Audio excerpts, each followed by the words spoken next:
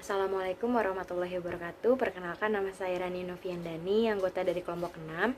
Di sini saya akan menjelaskan tentang materi dari kelompok 6, yaitu penilaian obligasi. Sebelumnya di kelompok 6 itu sendiri ada Alim Rahman, Kiki Yulianti, saya sendiri Rani Noviandani, dan Valentino Rossi. Lanjut, apa sih itu obligasi? Obligasi adalah surat utang jangka panjang yang dapat dipindah tangankan, yang berisi janji dari pihak yang menerbitkan untuk membayar imbalan berupa bunga pada periode tertentu dan melunasi pokok utang pada waktu yang telah ditentukan kepada pihak pembeli obligasi tersebut. Lalu di slide ketiga itu ada nilai-nilai obligasi. Nilai obligasi itu ada 3, ada nilai maturity, nilai pasar, dan nilai intrinsik.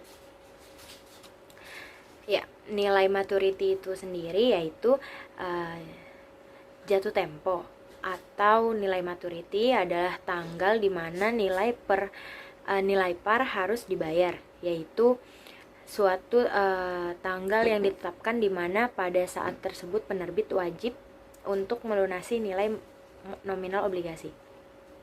Yang kedua itu ada nilai pasar. Nilai pasar atau market value adalah nilai jual obligasi yang terdaftar di pasar modal pada saat tertentu. Yang ketiga itu ada nilai intrinsik.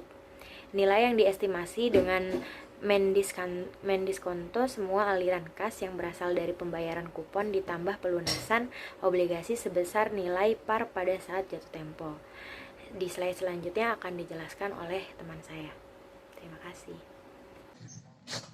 Oke, di sini saya akan melanjutkan dari presentasi dari Rania. Yang pertama itu nilai maturity atau maturity value, disebut juga nilai jatuh tempo, adalah nilai yang dijanjikan akan dibayar pada saat obligasi jatuh tempo. Nilai maturity ini mewakili nilai nominal atau nilai par value atau nilai face value. Terus ada nilai pasar atau market value, adalah nilai jual, yaitu obligasi yang terdaftar di pasar modal pada saat tertentu. Yang kedua ada nilai intrinsik. Obligasi adalah nilai yang diestimasi dengan mendiskonto, yaitu semua aliran kas yang berasal dari pembayaran kupon ditambah pelunasan obligasi sebesar nilai par pada saat jatuh tempo. Nilai intrinsik obligasi dipengaruhi oleh kupon, waktu jatuh tempo, nilai pasar sesuai dengan persamaan, atau rumus yang digunakan untuk menghitungnya. Nilai nominal yang selanjutnya adalah nilai nominal saham. Adalah modal perusahaan dalam bentuk lembaran saham. Lembaran saham, modal bersaham yang telah diakui keberadaannya secara hukum. Dengan demikian, nominal saham adalah langkah pertama yang dilakukan perusahaan ketika memiliki saham, dan karenanya nilai nominal mempunyai nilai yang lebih rendah sahamnya dibandingkan dengan nilai buku per lembar saham. Nilai nominal saham sewaktu-waktu akan berubah dan menyesuaikan jika perusahaan melakukan stock split dan stock reserve. Stock split adalah pemecahan jumlah lembar saham dari jumlah yang lebih banyak menjadi nilai nominal yang lebih rendah per lembarnya.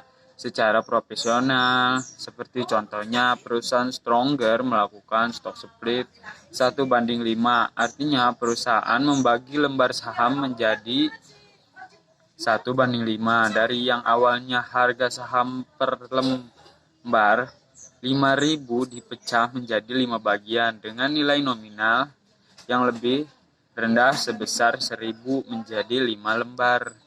Oke, selanjutnya akan dilanjutkan oleh Alim. Terima kasih. Ya teman-teman, pada set kelima ini kita akan membahas tentang bagaimana cara menentukan nilai atau harga obligasi.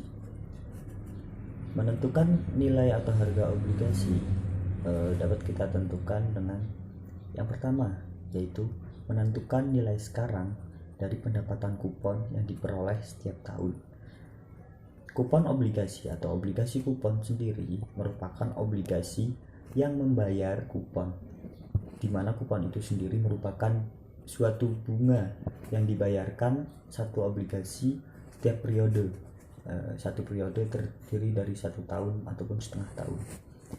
Obligasi kupon berbeda dengan obligasi diskon atau obligasi diskon murni, di mana obligasi diskon murni tidak membayar kupon, sehingga dalam obligasi diskon murni, obligasi diskon bisa dijual dengan harga diskon ataupun harga lebih rendah dari obligasi kupon.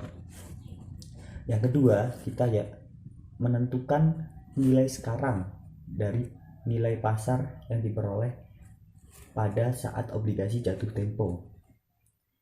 Setelah kita menentukan pendapatan kupon dan menentukan nilai sekarang dari nilai pasar, selanjutnya kita menjumlahkan nilai sekarang dari pendapatan kupon 1 dan nilai pasar 2, dan akan ditemukan hasil dari obligasi tersebut. Di sini saya akan melanjutkan presentasi dari Alim.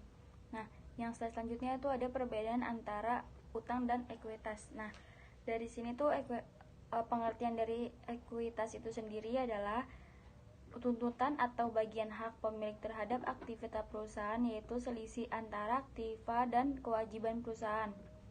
Nah, sedangkan kalau utang adalah sesuatu yang dipinjam baik berupa uang maupun benda.